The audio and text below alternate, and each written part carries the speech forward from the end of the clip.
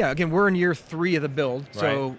we have needs. There's multiple needs. Yeah, And I know right. the hot topic is Quarterback, quarterback and right. Saquon and Xavier McKinney and some of those guys. Yeah. But again, the reality is he's coming off 3 injuries in 2 years, and Right. everybody, that's facts. So it's something we got to consider, and we're going to address it through free agency. And if there's an opportunity in the draft, we're going to look at every position, not only quarterback. We're going to look across the board because we do have needs across the roster. So Daniel's trending in the right direction right now. He started throwing 2 weeks ago, so he's doing it stationary. He's not moving yet. There's some hope that he may be able to do something in the spring, 7-on-7. And then, the hope is that he'll be ready for camp. Yeah, so, sure. again, every patient is different in terms of how they recover from ACLs or injuries in general. So, knock on wood, we haven't had any setbacks, and he's trending in the right direction.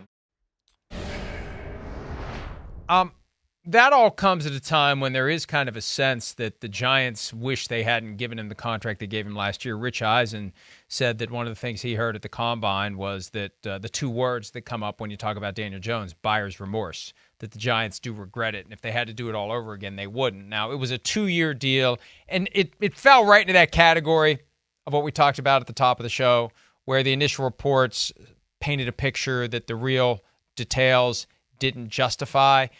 They were tied up for 2 years. This is it. Doesn't stop them from using a first-round pick, 6th overall, on a quarterback who gets put on the bench for a year, or maybe not a full year if Daniel Jones is injured or just falls off in any way. But that's why so many teams have them in that quarterback conversation, because they can get out of this after this year, and they might very well start looking for their next Phil Simms. What pick was Phil? When he was drafted. Phil was the top 10. number 7 pick of the There we go. 1979 draft. Did you just lower your chair? You look like you just got shorter on air. All No, of a sudden. did it sink? Oh, I don't know. okay. It looked like sinks it did. on me. Okay, it I looked don't like know what it is. did. It looked All like that it sank. steak I ate in Indianapolis. I don't know. Maybe I need a new chair. It's been here for 10 years. Hey, yeah. It sinks on me. Big Phil was the 7th pick of the 1979 draft. Had no idea the Giants were going to take him. None. Came out of nowhere. Totally. And this is documented. I mean, thought he was going to the 49ers. Bill Walsh had worked him out 2 different times. He thought the 49ers point blank told him, right, we're going to draft you. And I think they might have been picking in the teens or early 20s or whatever there. Instead, Dad got picked by the Giants, and the 49ers then 2 rounds later in the 3rd round got Joe Montana, and, the rest is history. Amazing. He was the 2nd quarterback taken in that draft. Do you know who the first quarterback taken in the 1979 draft was? Damn. Man, I know this, but I don't. It's been a long time since I've thought about what team. Can you give me a team here? Cincinnati Bengals, as you like to say. Damn, that didn't help me at all. I mean, I don't think. I don't know. Who is it? Jack Thompson. Oh, I would not have come up with Thompson. that. Okay. All quarterback. Right. Washington State. Was he not the throwing Samoan? Was that Jack Thompson? I don't think so. I don't think that was, but maybe I'm wrong about that. We'll have to look that up here in break. I may have to look that up. Right. Somebody had that nickname. Oh, he is. I think you're right.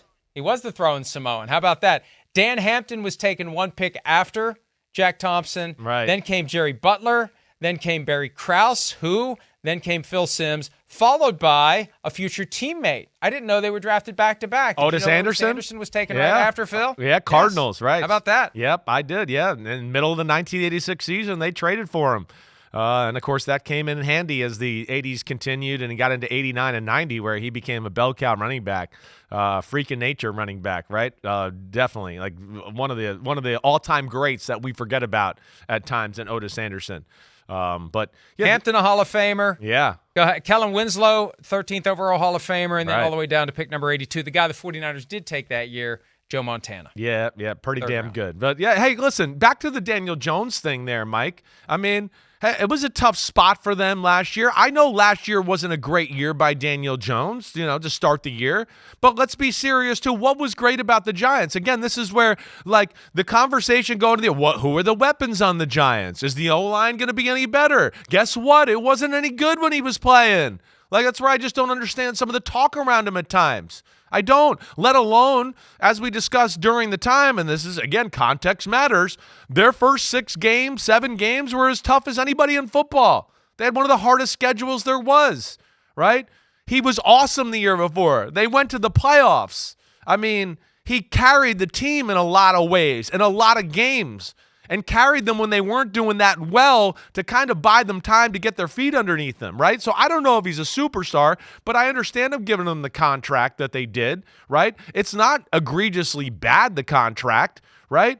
And, right, I mean, as we talked about with Saquon Barkley, I mean, we watched football last year. Their protection stunk. It wasn't like we were watching film or watching games and going, man, there's plays everywhere to be had by the Giants and Daniel Jones is missing them. No. So let's see as they continue to build the support system there. And this will be a big year, though, for the future of him. I know that. And I know that they're going to bring in, and they should, a big-time backup / he could be maybe a starter type of quarterback, like a Ryan Tannehill. They got to protect themselves from that. If Joe Schoen is so, hey, 2 out of the last 3 years, Daniel Jones has been hurt. Well, I want to raise my hand and go, well, everybody would be hurt playing quarterback for the Giants. I mean, none of your quarterbacks this year could stay healthy. Let's remember that. Tyrod Taylor hurt. Tommy DeVito got the shit beat out of him. He had to miss time. I mean, come on, right? So everybody's going to be hurt playing for the New York Giants when you block the way they do. So let's see where it goes from here. But it's a big year for Daniel Jones. There's no doubt about that. The issues with protection for the Giants were no more clear last year than they were on a Monday night when the Seattle Seahawks were all over. Should have been sacked 20-something times. We went through it. He got sacked 9 times, and it was because of him that he wasn't sacked 20-something times because he made people miss. He broke tackles. It was, to your point, embarrassing. And that's not on Daniel Jones. That's on the Giants, and they got to fix that. Hi, it's Mike Florio. Thanks for watching PFT on YouTube. Hit subscribe for the latest news and analysis from Pro Football Talk.